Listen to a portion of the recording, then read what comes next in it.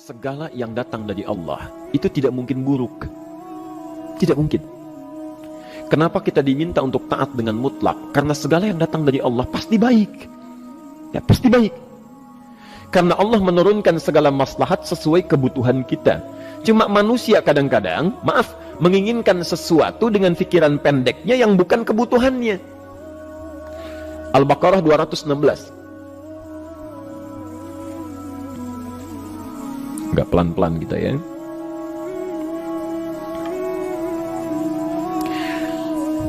Bapak Ibu kalau diminta milih, pilih motor, pilih mobil.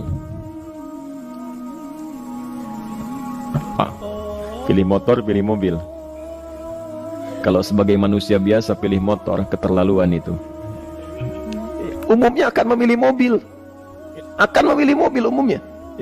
Tapi kadang-kadang kita menginginkan sesuatu yang tinggi, menurut Allah itu bukan kebutuhan kamu. Kebutuhan kamu itu motor. Ya. Keperluan kamu motor. Kalau kamu punya mobil, sulit nantinya. Gangnya sempit, mesti bikin garasi, anggaran bertambah, dipikirin juga. Capek.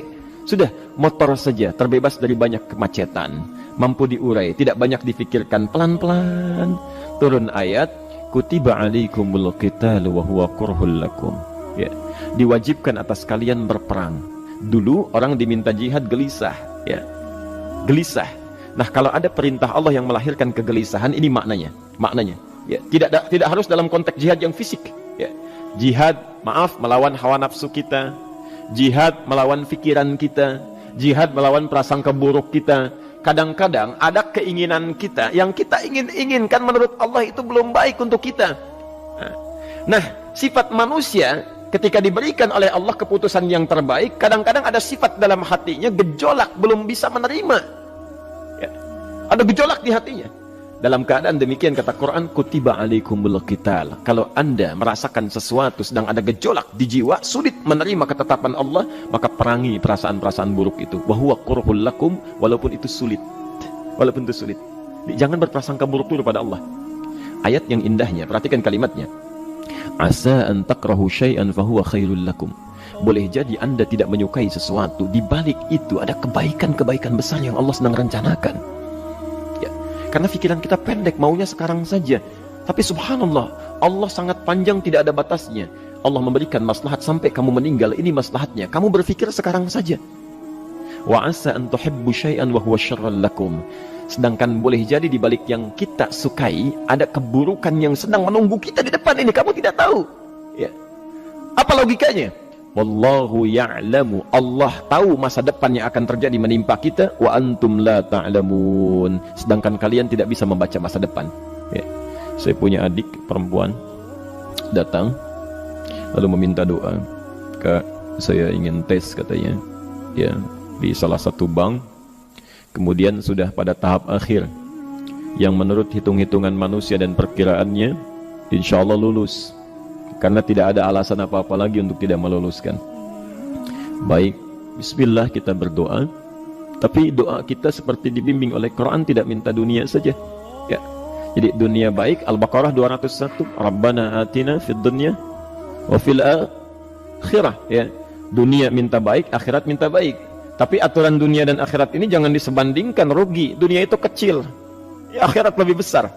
Dunia itu kecil. Makanya diatur di Al-Qasas, ya, ayat 77 sampai 78 itu aturannya, wabtaghi fima atakallahu daral akhirah wala tansa nasibaka minad dunya. Minta seluas-luasnya akhirat, tapi dunia jangan berlebihan. Ya. Sekedar mencukupi kebutuhan kita saja. Ya. Pakaian, Bapak Ibu sekalian, ya, kita beli pakaian sesuai kebutuhan saja, jangan berlebihan. Ya. Cukup ketika kita akan sholat, layak, indah dalam pandangan Allah. Ketika kita akan bermuamalah, bagus, tidak mengecewakan orang lain, sudah. Maka waktu selebihnya, ketika kita mencari sesuai kebutuhan, waktu selebihnya bisa digunakan untuk memperbanyak ibadah. Tidak banyak energi terbuang, uang juga terbuang, tenaga juga terbuang. Bayangkan kalau keinginannya macam-macam. Wah, ingin baju terbaru, ingin tasnya Hermes, mereknya dari Paris, sekarang juga mesti dibeli. Wah, uangnya sudah 400 juta keluar, tenaga mesti keluar, beli tiketnya macam-macam dan sebagainya. Habis waktu untuk mengejar dunia, ibadah tertinggalkan. Di rumusnya dunia itu secukupnya saja. Nah, yang paling menarik, Kita doakan supaya Allah memberikan kebaikan dunia dan akhiratnya yang paling utama. Maka datanglah dengan lesu mengatakan, saya tidak lulus katanya. Kenapa? Saya bilang, saya tidak tahu, saya sudah berusaha. Tapi konon kabarnya, saingan saya adalah anak salah satu pejabat. Masya Allah. Saya bilang, kamu jangan bersedih. Kamu menginginkan sesuatu dengan pikiran pendek, Allah pasti memberikan yang terbaik yang tidak terlukiskan nanti.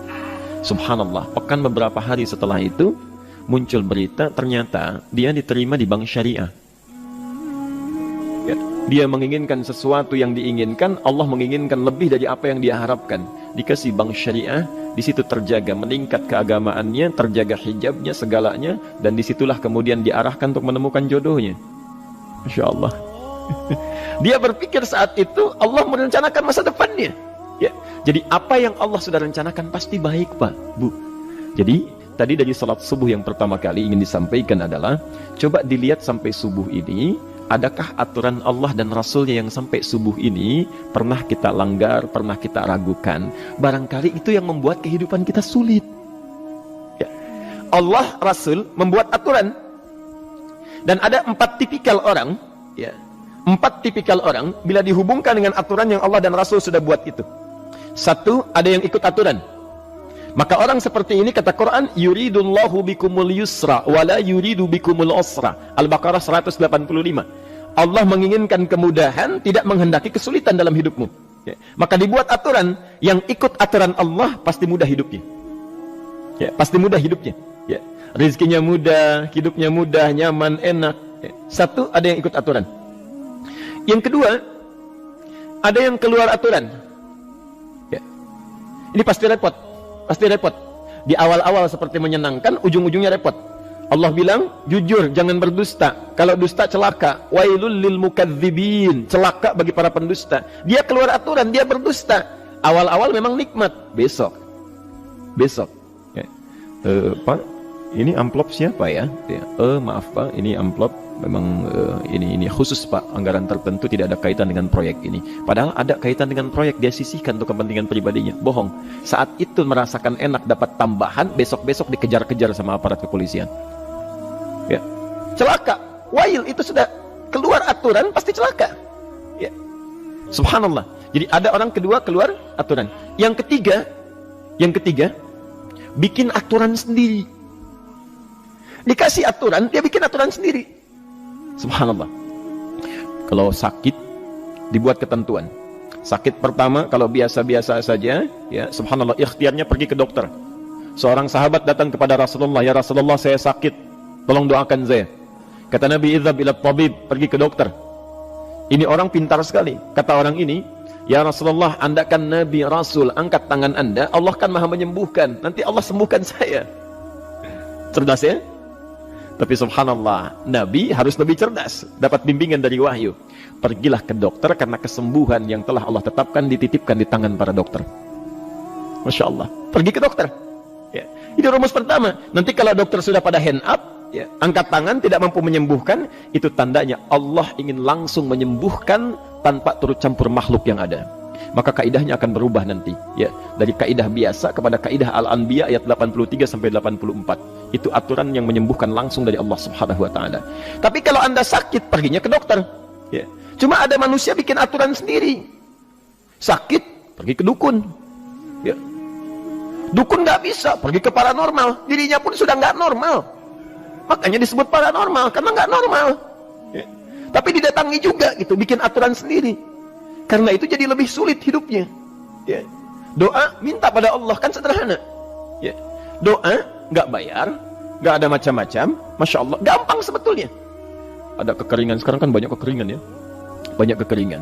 Dikasih rumus, subhanallah, dikasih rumus yang tidak perlu pakai biaya, meluangkan waktu, itu pun berpahala juga. Dunianya dapat, akhiratnya melimpah. Ya. Dikasihlah salat istisqa, masya Allah, tinggal minta, memohon kepada Allah. Salat, mengangkat tangan, mohon pada Allah. Subhanallah, manusia tidak bikin aturan sendiri. Digarami saja. Orang garamin sayur, dia garamin awan. Cari biaya miliaran, terbang pakai pesawat. Kalau Allah tidak berkehendak, ya sudah.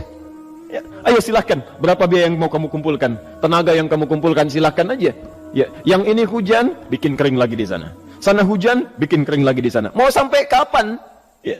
Dikasih yang gratis tinggal muncul, cuma manusia bikin aturan sendiri, ya susah hidupnya. Itu yang ketiga. Yang keempat, ada orang nggak mau diatur. Allah bikin aturan, dia nggak mau diatur. Ya, Masya Allah, ini yang luar biasa. Inilah yang fasik. Fasik itu keluar dari aturan, menyimpang, tidak mau diatur dia, ya, tidak mau diatur. Karena itu Bapak Ibu sekalian, dari ayat yang pertama ini, ya, mari kita evaluasi sampai dengan hari ini subuh. Dari ayatnya memang sederhana, singkat, padat, cuma satu ayat, tapi meminta kita untuk melihat, sudahkah sampai hari ini taat pada Allah dan Rasulnya. Yang kedua, ketaatan kita apakah selalu ragu atau sudah melahirkan keyakinan yang paripurna, ya.